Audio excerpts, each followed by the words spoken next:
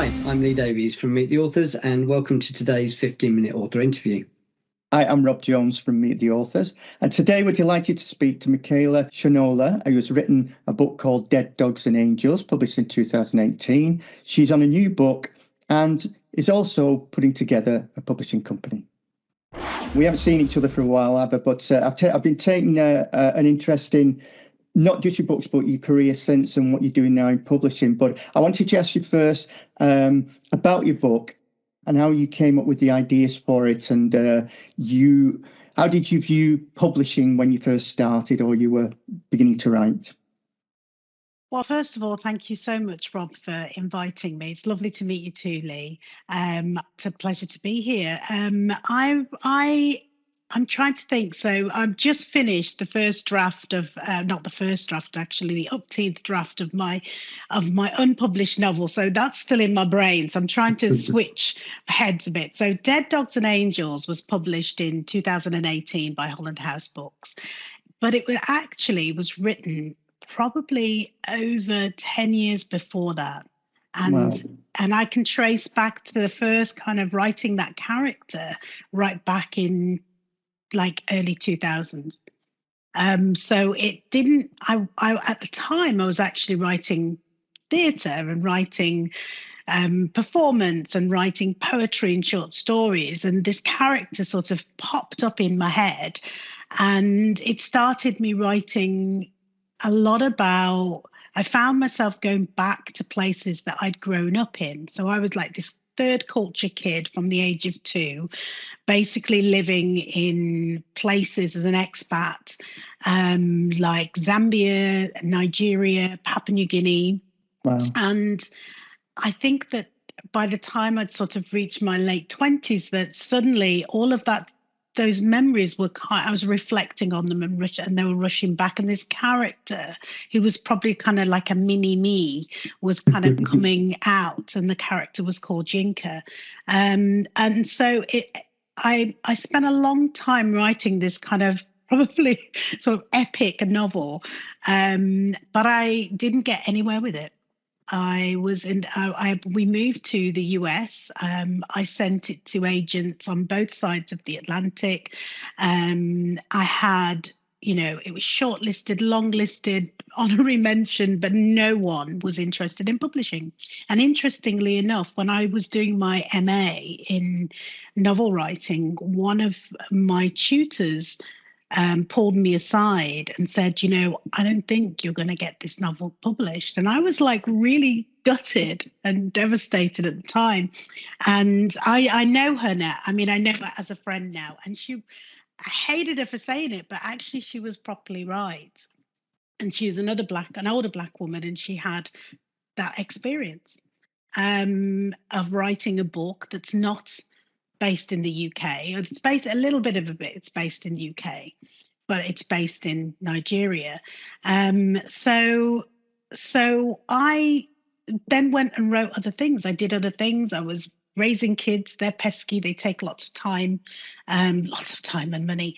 And doing all of that, I was doing lots of teaching creative writing as well, which I absolutely loved, and just writing little bits. But that character kept rearing her ugly little head. And I remember reading, and I don't know if you guys are familiar with any of Kurt Vonnegut's work. Yeah, I absolutely love him. And he passed away about a decade ago now. I can't quite remember. But his last book was a book of short stories. And he wrote about the struggle to write this last novel. And I won't go into I just recommend that you pick up that his last book, because he tells a story about a fisherman and going out with a fisherman and talking about the old man in the sea. Mm-hmm. And the fisherman at the end says, well, why didn't he just chop up the best bits of the whale and bring them into the boat and go home? And Kurt Vonnegut goes back and he thinks that's what he's going to do. So that became the book. So I went back into my novel and I was like, what's the story here? And I pulled out the story, and it ended up as a novella. But then again, I sent it out to everybody. Nobody wants a novella. Everybody wants a book, a proper book. So I was going on holiday. It's crazy, Mickela, because just before you came on, we were talking about the whole idea of the publishing industry and these people who make these decisions about what's worthwhile and what's not. And having come from a whole life in education, it's very odd that there's no recognized moderation, or there's no qualification or for doing that. There's no, you just have to be best friends with somebody, exactly. It's or have gone to a certain school, gone to Oxford, Cambridge. I don't know. So you published your books on Amazon now. So no, so that particular book, I was literally going on holiday with my parents, and it's like big family holiday, and I was looking for books, and I saw this independent book independent book publisher, and I was like, I think my book would fit in that. So I sent it to him, and then it went into spam, so I didn't actually pick it up until the end of the week, but he had responded within a day to say, I want to read the rest of the novel. Well, I nearly died, and I was like, oh my God, and cried. I was like, you want the whole book? And that was how that process started. But he was an independent publisher, and he had a very kind of more like literary fiction. And what I didn't realize at the time is that he had got Arts Council funding to diversify his list. And so he created a novella project, which I didn't realize that when I applied, but that was it was part of that it was around that time when people were talking about diversification, and about the fact that there were so few Black writers and Black editors and Black agents and things like that. So it was it sort of developed. What I realized was it was very kind of tokenistic, really, and that was really reflective in the kind of attention I think that I received, and the sort of, the way that I was dealt with, and the way that, even after the book, even now you can see the book with the publisher in terms of that project. It's very discreet, but it doesn't sit on the shelves. It's not amongst his books. So this became also, it didn't help that sort of pretty much, as I suppose about a week after the launch of my book, my mom died. So it just became this whole, it was so difficult because I had to carry everything. There was no publicity support. There was nothing. It was literally, he didn't really want to invest. And fair enough, he's a small, I totally see it from his point of view. I don't know how many books I sold, but I did try. But I felt that there was issues with the cover, there was spelling mistakes, there were various things I wasn't really very happy with. And so it was a kind of couple of years ago, about a year ago, I asked for my rights back. Just yeah, sure. Can I ask why? So I was like, oh, okay, that was easy. I wish I'd done that 2 years ago. To answer your question in terms of publishing, what I plan to do with that is I will publish on Amazon, and I will also publish on Ingram Spark. You've touched on so many issues there, and going back to your original publisher. I'm fascinated. So I'm going back a few steps. You of all people probably could spot that tokenism better than us. That must be very disappointing, dare I say, insulting at some points. And we have, in many different ways, we have heard similar stories over and again. And funnily enough, that meeting where we met at the Society of Authors, I was talking to a young woman who'd had a published novel, and I was congratulating her. And she said two things to me. She said quite plainly, she said, when it went away for the reading and editing, it came back, she said, I didn't recognise my own novel. And she says, they're doing nothing to sell it. I said, that must be gut-wrenching. And, I thought she just said, well, you self-publish how many? And I sold thousands by then myself. And I said, well, I'm not good at some of these things, but, at least I'm trying to sell it myself. And quite rightly, there were things then which I've had to look back and say, that could have done with improving. It's not up to par, but you can do it. You can go back and do it, thankfully, which I have done. But, part of some of the things you're saying are partly why we sort of said, I wonder if we can, with some integrity, try and help people out who are going through all this stuff, so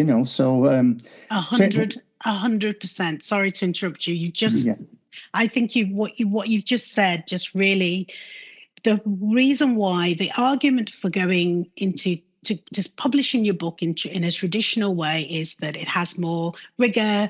You know that somebody else is editing it. It's going to be done in a professional way. From in the past, it was seen as vanity publishing. Self-publishing was less quality. And I just think that is a crock. It's a myth. Your book is as good as you want it to be when you self-publish. And in fact, when you're not publishing it, when I got the book, the problems I had with the editing was just shocking, actually, absolutely shocking, to the point where I just let a load of stuff go because I didn't want to be arguing every 5 minutes. But there were certain things about language and race that I couldn't let go. And it was shocking to have to fight for simple things like that, really, really simple things. But when I got the kind of galley proofs and I went through and proofread it, as did my friend who kind of has a linguistical degree and can do that sort of thing because I'm really rubbish. And I sent all of those changes back, and none of them were reflected in the final. And when I opened that moment when you open the box of books, you think this has been published by somebody else. This is what I want. This is, blah, blah, blah, blah, blah. And I looked at the spine and my name had been spelt wrong. Oh, no. And I was I was so gutted. I can't tell you the level of guttedness. I was just like. Could you imagine that happening with somebody who'd written a song or they painted a picture? Could you imagine somebody doing a dartboard and a Van Gogh and saying, well, we think this should be in it. I feel very strongly about this. And I'm willing to negotiate on my work, but I don't want to give it to somebody else who rewrites it. It's crap. It's my crap. Make it better, but make it better. Exactly. I don't mind. It takes a village to write a book, to write and publish a book. I get it, Yeah. But make it better, improve it. Don't lose your voice. Oh, it was destroyed. Yeah. You're saying about your husband's book that you've published. So he's wrote one as well. That's around game designs. He's one of those really annoying people that just thinks that just because I can write books, like that's got to be easy, right? I'm going to write a book. 4 years later, I'm like, how's that book going? He's like. We just went through, deep dove into publishing all the kind of stuff that we needed. And we decided that, look, we wanted to give it the best that we could give it. And we wanted it to look exactly like any other kind of, I suppose it's like a career guide. The word I used to Lee I said, this is the most isolating pastime I've ever known. People get stuck alone with all these characters in their head and how to climb Everest running, like you said, all that stuff. And you're looking for help. And, it's where you go unless you're going to fork out thousands of pounds. One of the things we're trying to offer is sort of like this pitch it service where, we'll do an NDA and somebody can come and pitch us their idea of a book and we'll sort of give them some guidance on sort of uniqueness and whether it's got any sort of credibility and stuff. So, yeah, you do feel very alone, I found, until you can get that help. Yeah. And that has to be what you said.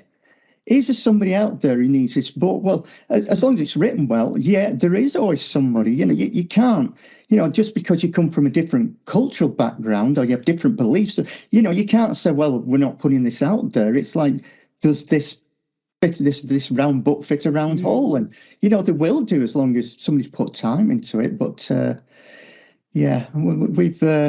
We've been through a lot of conversations. I think on the other side of that funnel, I think there are a wealth of readers that are just desperate to read about themselves and their experiences, and also to read about and also to see themselves and to see people like them, whoever they are, in places that they'd like to reimagine, you know.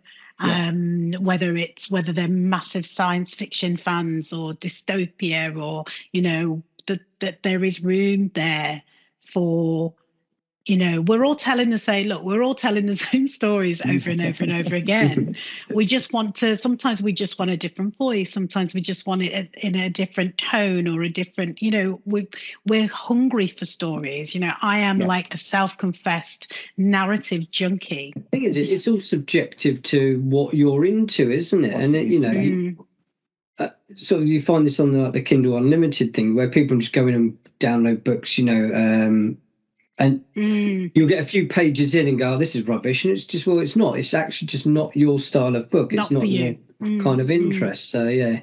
Yeah. I think that if you have loads and loads of 5-star reviews, I think people start getting suspicious. When I buy stuff, I will read the 5 stars and then I'll go and see what the bottom people are saying. And actually, if they're random, I'm like, you can tell. Yeah. Oh, yeah. I mean, I was telling Lee that after I'd had one book out for about a year, I had this lady ran something called I think it was a Tudor researcher, and she said, I'll do an interview with you. And before, similar to this, when we're chatting, I talked about some things that happened to me. She said, oh, you're probably targeted. And I didn't believe her at first. I didn't think that was possible. She said, oh, you probably got, he said, if all that's happened at once and it's similar, you probably got some competition who don't like what you're doing. And I was a little shocked, to be honest, but I've thought about it. And I said, well, I suppose that does happen, doesn't it? You know, it's a minefield, isn't it? Yeah, it is. Well, Mickela, we've got through, we got through more than we should have, which is great. Everything you've been talking about has been a great interview. We could talk all day about this stuff. I really could. Thank you. I really could. Thank you. We've so really much enjoyed it. Thanks so much. It's been a pleasure. I really appreciate it. Please make sure you follow, like, and subscribe to our YouTube channel, Facebook, and Instagram.